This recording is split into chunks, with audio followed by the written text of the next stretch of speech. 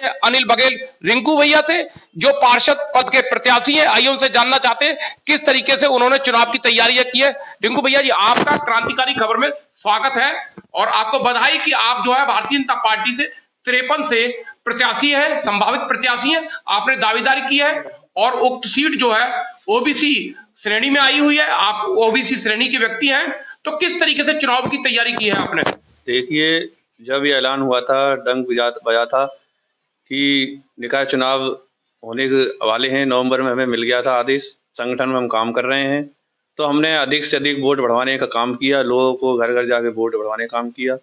हमारे संगठन के जो हमारे अध्यक्ष हैं देवेंद्र शर्मा के नेतृत्व में हमने ये सब पूरी संगठन टीम ने काम किया और मैंने अपना आवेदन रखा कि मैं भी इच्छुक हूँ इस बार से चुनाव लड़ने के लिए।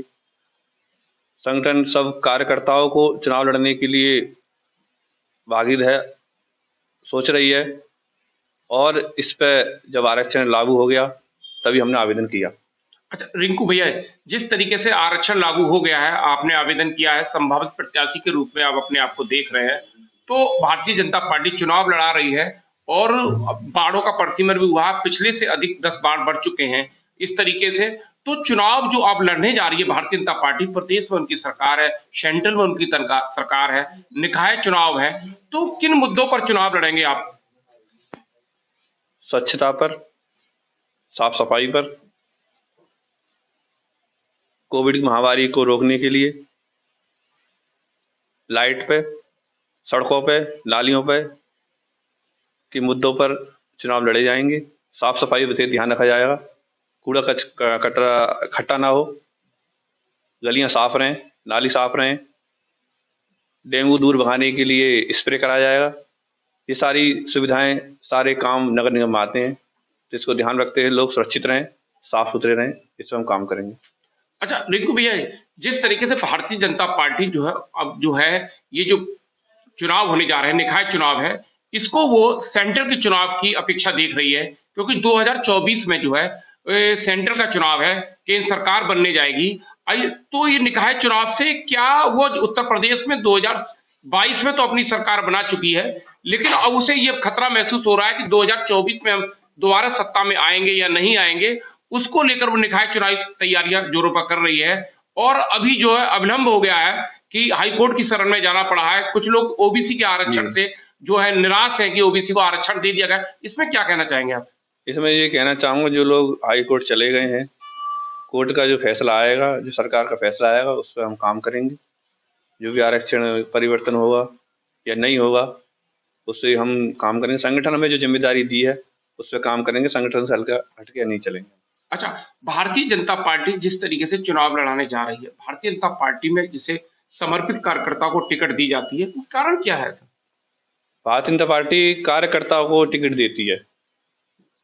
कारण ये है कि वो कितना कार्य कर रहा है पार्टी में, कितना जुझारू है, कर्मशील है, सक्षम है, कितना अपना समय भारतीय जनता पार्टी को दे रहा है। जातिवाद तो दूसरा कारण है, वो भी उसको लेके आएगी। पर जब से भारतीय जनता पार्टी सरकार 2017 में बनी, 22 में बनी, विधानसभा चुनाव में बनी, अभी आपकी 24 में, 22 में बनी और 24 तैयारी कर रही है, तो नगर निगम का चुनाव में 90 वार्ड बढ़ाए गए। चाह रही है कि हमारा अब के मेयर हो और नगर निगम में अलीगढ़ में काम करें। सर, दिल्ली में अभी निकाय चुनाव हुए हैं, वहाँ भारतीय जनता पार्टी सभी बहुत अपेक्षा हारी है वहां पर, तो आम आदमी पार्टी वहां सभी सीटों पर जाकर चुनाव जीती है। तो उत्तर प्रदेश में उन्होंने क्या तैयारियां की हैं निकाय चुनाव की? उत्तर प्रदेश में तैयारी ये की है कि सबसे पहले तो वोट बढ़ाएं, जो जनसंख्या बढ़ी है उसमें वोट बढ़ाएं और लोगों से जनसंपर्क करना अनिवार्य है। और उससे पहले जो वोटर लिस्ट पे काम करना है, हमें घर घर जाके लोगों से मिलना है, 10वीं बार मिलना है, उनकी पर्ची तैयार करानी है, उनकी पर्ची उन तक पहुँच जानी चाहिए, जिससे कि विलम्ब ना हो, वोट डालने के टाइम पे वो निराश ना हो। इस पर लेके योगी जी, मोदी जी काम कर रहे हैं। प्रचार प्रसार अलग चीज़ है, पर हमें कागज पे काम करना है। जो प्रत्याशी चुनाव लड़ रहे हैं उनके वोटर लिस्ट, वोटर पर्ची उन तक पहुंच जाए, जिससे कि वह निराश होकर घर ना जाए। घर से मन बना के आता है कि मैं वोट डालने जा रहा हूं, जब वो पहुंचता है बूथ पे उसको पर्ची नहीं मिलती, निराश हो जाता है। इसी के आधार पर जो दिल्ली में हुआ, उससे पर्चियां नहीं बट पाई, लोग निराश होकर वोट बूथ से चले गए, परेशान रहे, इसी कारण वहाँ कुछ सीटें गवा बैठे। अच्छा रिंकू भैया, एक आप चुनाव लड़ने जा रहे हैं, आपकी चर्चा है इलाके में, आप चर्चा के बाद आप पर्चा भी खरीदेंगे और चुनाव भी लड़ेंगे। तो जो क्षेत्र की जो जनता है, जिस वार्ड से आप चुनाव लड़ रहे हैं, पहले वो 42 था, नए प्रति में 53 हुआ है, आप उससे चुनाव लड़ने जा रहे हैं। तो जो क्षेत्र की जो जनता है, जो उसका क्या स्नेह है आपके साथ चुनाव लड़ने के, क्या मूड है उसका? देखिए, जनता का स्नेह ये है कि व्यक्ति व्यवहारिक होना चाहिए, मिलनसार होना चाहिए, प्रत्याशी जो उसको काम दिया है उसको पूर्ण करे, विश्वास दिलाए, सबका साथ लेके चले। यही मोदी जी की योजना, सबका साथ, सबका विश्वास, सबका विकास। इस पर मुद्दे पर हम काम करेंगे। अच्छा रिंकू जी, जैसे कि आप जो है राजनीति में आए हैं और राजनीति में आप में जिज्ञासा पैदा हुई है, आप एक कॉलेज के संचालक हैं, है ना? और आपका समाज में बहुत बड़ा योगदान रहता है, आप समाज सेवी भी हैं, लोगों की मदद भी करते हैं और जिस ओहदे पर आप इस मौजूद हैं, शिक्षा के क्षेत्र में आप मौजूद हैं, शिक्षा मेन पार्ट है सामाजिक जीवन में जीने का।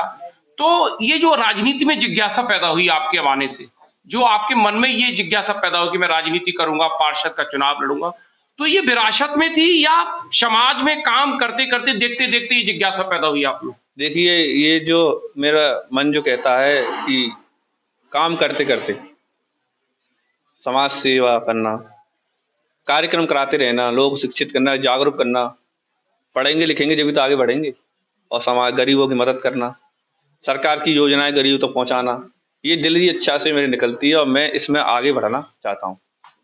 तो ये आपको ये काम देखते देखते, काम करते करते ये जिज्ञासा पैदा हुई कि मुझे समाज सेवा करनी चाहिए और समाज सेवा का जो रास्ता आपने चुना वो चुना राजनीति, राजनीति के माध्यम से। तो ये जो आपने चुना है, तो इसमें आपको सफलता मिलती नजर आ रही है क्या? देखिए, ये रास्ता मैंने चुना है, इसमें मुझे उपलब्धियां मिलती नजर आ रही हैं, मैं काम भी कर रहा हूँ, लोग मुझे पसंद भी कर रहे हैं और मैं साथ लेकर काम करना चाहता हूँ, अकेले नहीं, सबको साथ लेकर काम करना चाहता हूँ। यानी कि जो भारतीय जनता पार्टी का नारा सबका साथ, सबका विश्वास, सबका विश्वास। जी। तो जो जनता आपकी क्षेत्र की है, तो चुनाव के लिए आप उनको क्या अपील करना चाहेंगे? मैं उनसे ये अपील करना चाहूँगा, मैं क्षेत्र में आ रहा हूँ और आपकी सेवा करने के लिए आ रहा हूँ, आपकी समस्या सॉल्व करने के लिए आ